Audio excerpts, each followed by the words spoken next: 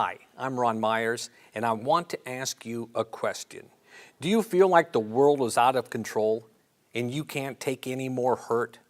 Today, I want you to know this, that no matter what the world throws at you, anxiety, fear, helplessness, confusion, you have a choice. You don't have to be the victim. You can choose to live a life as the victor that God has promised you. Today, you're going to hear from one such individual, an individual that walked in darkness, but one day he made the choice to rise above the circumstances and become the victor that God had destined him to become. You're going to hear from Robby D'Angelo, who's a best-selling author, entrepreneur, and a well-respected results coach. Get ready for an incredible interview with Robby D'Angelo. Last month, I had never met Robby, and about 6 weeks ago, we had Dr. Cameron Lewis in here for Inspire Me Luncheon. How many were here? All right, well, very good. Thanks for coming back.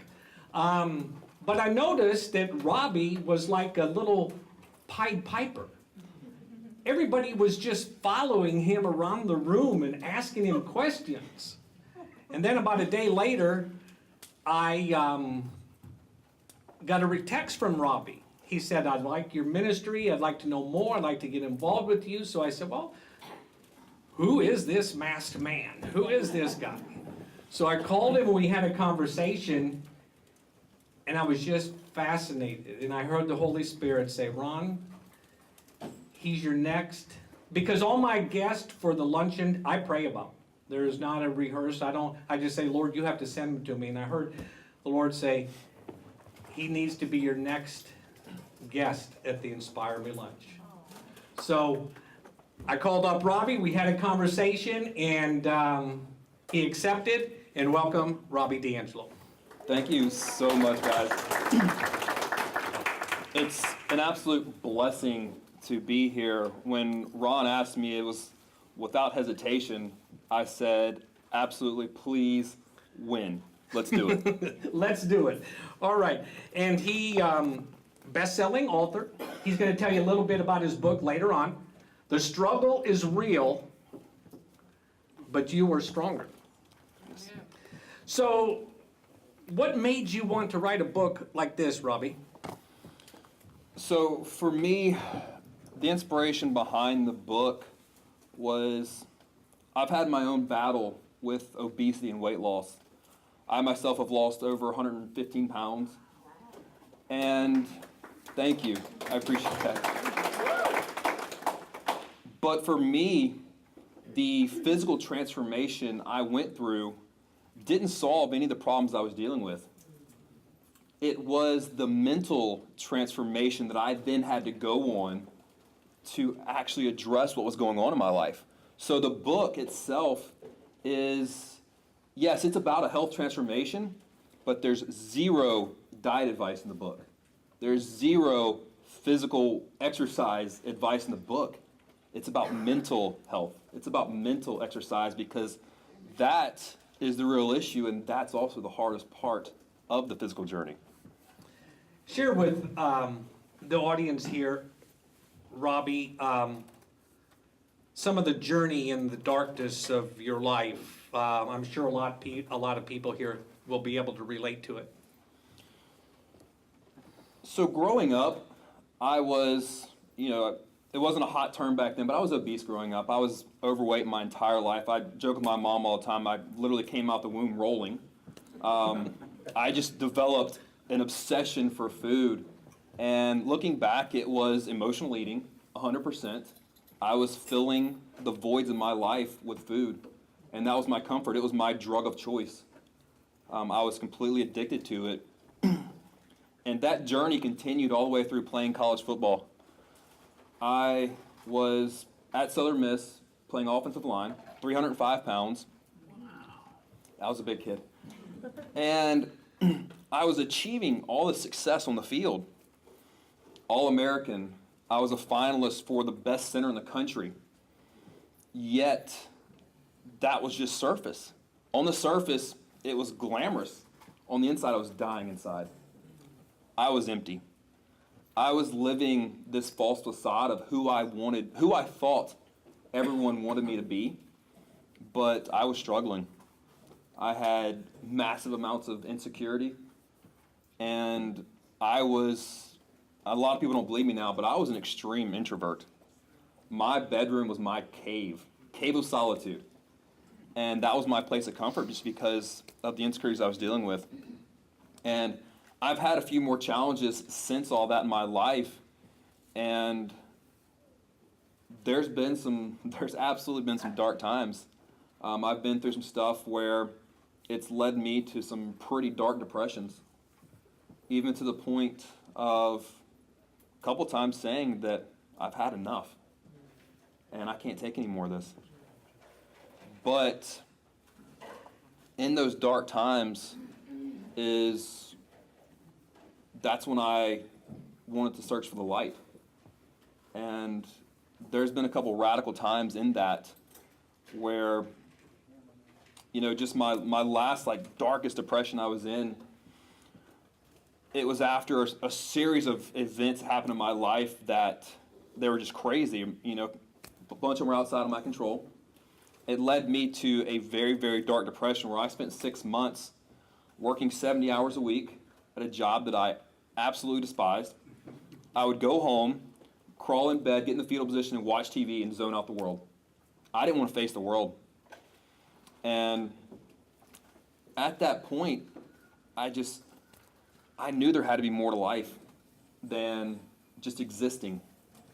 I knew there had to be more to life than me just waking up, fulfilling someone else's dream, and then going to sleep at night. And what hit me during that dark time that I was in was I was laying there one night after working a full week, and I just started thinking, oh man, I'd love to go hang out with my friends. You've been telling them no for far too long. If you're in depression, and anybody's dealt with depression knows this, you tell all your friends no. Anytime they ask you to do something, no, I'm good. I'm going to hang home one night. And I'm like, I don't have any friends anymore. I know they love me. I know they care about me, but they don't even call me anymore because I've said no so many times. And I had this visualization in my head from a book that I've read called The Traveler's Gift by Andy Andrews. And one of the last chapters of the book is a very vivid visualization of walking through a warehouse that's bigger than, you can't see the end of it, it's so huge, stacked to the roof with all these boxes. And in those boxes, the angel explains, in those boxes are all of man's unused gifts. And I just have this visualization in my head, and I'm like, I can't do that. I can't go through life and not use these gifts that I've been blessed with. So at that moment, I said, you're here for a reason. You have purpose, and it's not this. You've got to make a change. And I chose that day to start living in those gifts. And it was a road from there, but that was the moment. It was a dark moment. But that visualization, it just kept coming back to me, and I knew I had to make a change. You talk about you went on a search for the light. Right. Before we go into the light, I want to ask you, in darkness, when you were alone, and you got up in the morning and you looked in the mirror, what did you see? What did you think about yourself? Ron, to be honest with you, I didn't look in the mirror. Wow. I didn't want to see that person. Because when you think about it, being a high school All-American, being a college All-American, I had been to this mountaintop. And now I'm in the valley. I'm feeling lower than the valley. And my mission has always been health and fitness. I was 40 pounds overweight. I was just disgusted with myself. I didn't want to look in the mirror. I didn't want to take pictures. I didn't want to face that person. Because when you're in those dark places, you're so consumed with I and me and the thoughts of not being worthy and not being enough and unfulfilled potential, that it's easier just not to face it. So you're a star on the field. That's the Coach Bauer days at USM. And I remember the games. I was up there at all the games and talking with John Cox up in the scoreboard, the press box. Did you have anybody that you could tell, or even Coach Bauer, what you were feeling, or did you just walk around with this mask? It was absolutely the mask of masculinity. Men in this world, we are taught, suck it up, deal with it, put a Band-Aid on it, keep going. Here's an ice pack, go with it. A lot of the problems that we see in today's society, a lot of male problems, are because we don't know how to express our emotions. We're dealing with all this rage and anger and loneliness and sadness that society tells us, bury it. Just bury it, keep going, be strong, man up, get over it. So, no, absolutely not. I had not only, well, you know what, here's the thing. I had people to talk to. I had a ton of great support. I mean, my parents are both here. If I would have called either one of them, they would have absolutely helped me in any way they possibly could. I have amazing parents. But because of that mask, it was not going to happen. So you carried this weight in this struggle internally, and the way that you had to deal with it, as you said a few minutes ago, is go into your room, get in your bed, get in the fetal position, and just block out the world. It was. And so I would comfort myself with food, being an emotional leader. I would comfort myself with food, and then I would turn on the TV, watch a movie, get lost in someone else's story so I didn't have to face my own. But then you have a desire to search for light, So to me, and I don't want to put words or thoughts in your head, God was saying, hey, Robby, I'm here. Come to the light. Did you feel any kind of, I know you're looking for the light, but did you feel that maybe God was trying to give me some information or some advice? Absolutely. Problem with when you're in those deep, dark moments is, so anytime you're dealing with anxiety and depression, which I was, it's all ego-led. And what I mean by being ego-led, your thoughts are nothing but I and me. I'm not worthy. I'm not good enough. Why is this happening to me? Why am I a victim? It's all I and me. But once you find, something more, and it was a, you call it a calling. You can call it so many different things, but there was definitely a voice speaking to me, and it was an energy speaking to me, saying, this is not what life's about. You're meant for so much more than this if you go and take that. It's a choice. 100% it's a choice. Your life is nothing more than a product of the choices you make. You're literally writing your story every day. So I can pray all I want and say, God, I need you to help me, but are you telling me that I'm going to have to get up and make a choice and start doing things? I thought I was kind of a puppet on a string. I love the fact you just brought this up. Because it's one of my biggest things that I had to learn. A lot of times when I was dealing with my darkness and the things that I've been through in life, I would absolutely pray about it. God, please help me through this. Take me out of this. Remove this burden from my heart. Remove this pain. But I would never follow that with action. And He's prepared so much for us in this life But the problem I see, especially, and if I step on toes here, probably a good thing. The problem I see with a lot of Christians is we only pray about it. All we do is say, please come help me, and then we sit back on our couch and wait for it. That's not what we're called to do. Yes, he is there, and he is there in prayer, and he wants to help you 100%, but you've got to meet him halfway. You've absolutely got to step out in faith. How many times have you heard that? You've got to step out in faith and meet him halfway. So, I have a feeling now that if there was a fire in the middle of this room, you would have no hesitation to go through the fire to get to the other end to whatever you needed to do. No, and here's why. So, confidence and willpower, they're all muscles. A lot of people ask me, Robby, how do you become more confident? And the common train of thought is pray about it, get in positivity, watch motivational videos. I watch something positive every morning. But the only way to work that muscle is by doing it.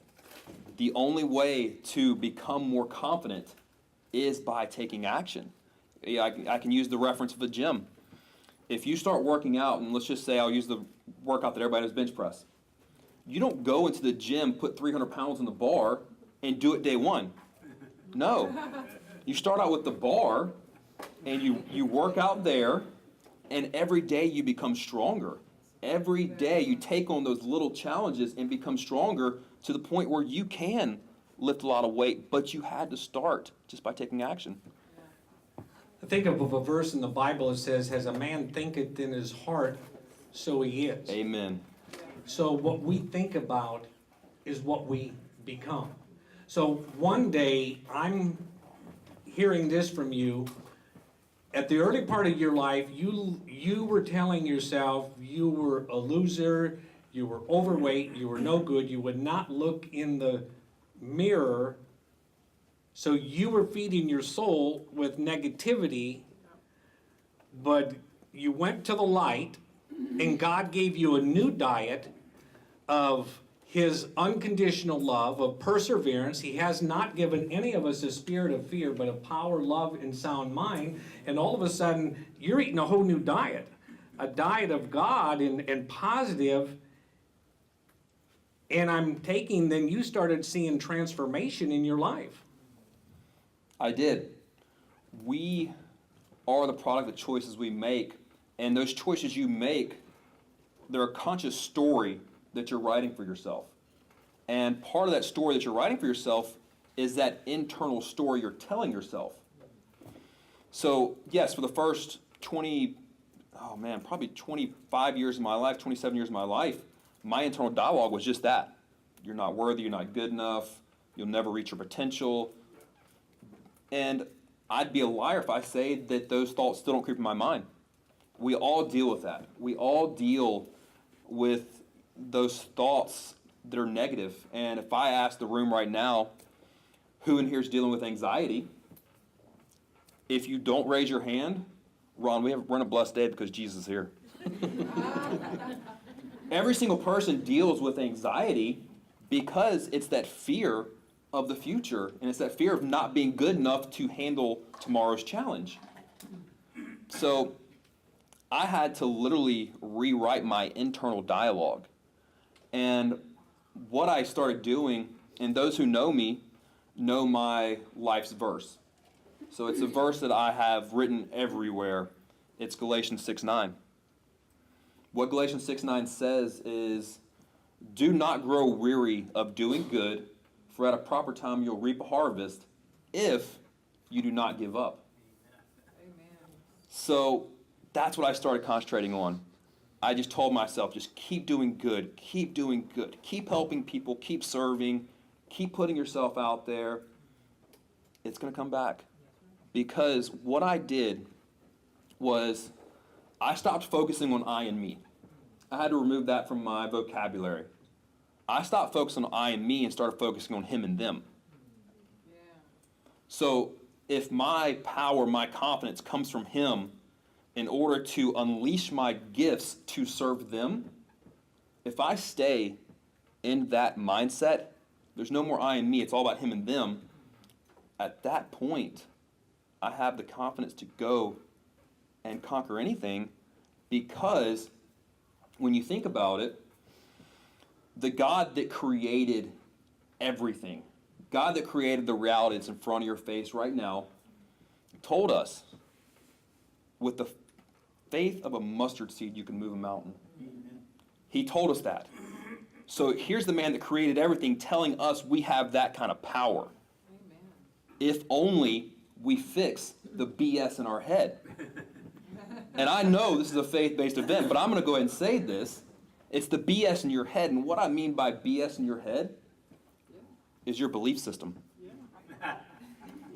You have to fix your belief system inside of your head to believe that I am capable, I am strong enough to go do that because of the power that he has placed inside of me and trusted me with.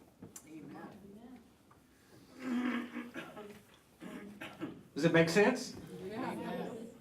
How many people in here need some mountains moved in their life? Amen. Well, that's what this is, a mountain moving lunch. So just hold on. Robby, I look at the world nowadays, and a lot of people, if you watch too much news, can become cynical and think, wow, we're going to hell in a handbasket. But I'm one of the ones, and I'm kind of thinking you might agree with me, that no, we can be the ones to change this. We not only, when we find the light, we need to go share the light. What do you think? 100%. So we just got back in town, me and my business partner and I just got back in town like 11 o'clock last night from San Antonio.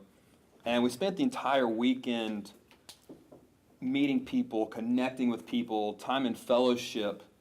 And yesterday afternoon, we're sitting around a bunch of people, and one of the moms there had her two kids, two high school age kids, 15, 17.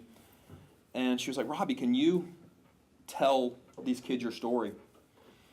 And, I just started talking. That's my, extreme passion, is helping kids, because I know what I went through growing up.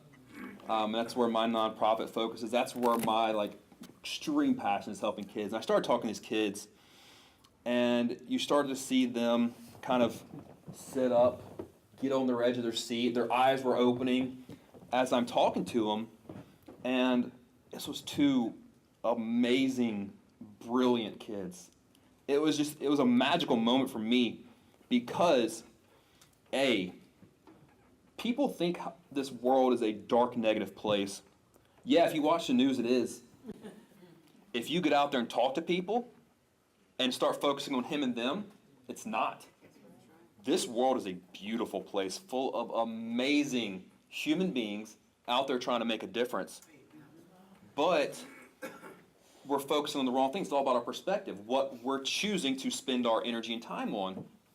But B, I was talking to these kids, and these kids were just amazing. They both had a unbelievable spiritual foundation and gratitude. Here's these young kids that definitely did not have everything in life, but they did not live in lack mentally. They lived in a place of gratitude. And after kind of visiting with them, I told them, I said, you're amazing in the way you view the world. You're amazing in your perspective on life. I said, because you have that, it's your job to go and share that. Because high school right now, it's a dark place. That's probably one of the darker places in the world, because kids are tough on each other. Social media is beating kids up. And here I'm talking to these two young adults, and I'm like, how many kids around you are struggling? Oh man, all of them. One of them was a student council president, and she said that probably the most humble way she ever could. She goes, yeah, I ran for student council, became the president. And I'm like, whoa, time out. You just all of a sudden became president? She said, yeah. I was like, you know the kids around you are struggling, right? Yeah, they are. I mean, I hear stories all the time. I said, you're amazingly gifted with this spirit of gratitude and this spirit of wanting to help people. And you need to go be the light. You need to go be the light for the kids around you. But Robby, yesterday we were in this room. We film stories here every 6 weeks. We have people share their stories. And the stories we hear, even though the final product, when we edit it and put it on promoter.org, you don't see the entire story. Their stories are just, some are horrific. But their story, your story, my story, if we didn't have a story of horrific things, our stories validate that God is real. Our stories validate that He cares about us. Our stories validate that there is light in a dark world. So I say that you would not be an effective speaker or a best-selling author if you didn't have a story to share. So do you look back at sometimes, even though it was a dark part, you never want to do that again, but do you realize that if you did not have the darkness and all the crap that you went through, or the BS, you wouldn't be so popular in your words, because your story is beautiful, a story of redemption. Amen. Can I get a witness?